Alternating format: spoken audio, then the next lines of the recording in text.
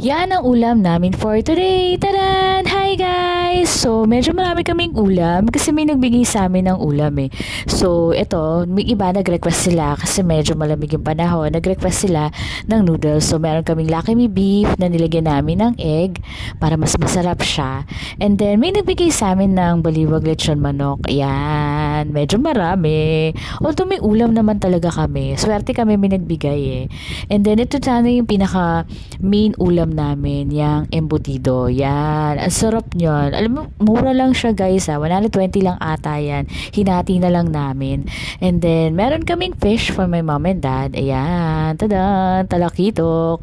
Yan guys, ang aming ulam for today. Kung meron kayong suggestion, comment nyo lang below. Follow me guys! Pwede na ako makatanggap ng star. Kompleto kami, kaya medyo marami talaga yung ulam namin ngayon.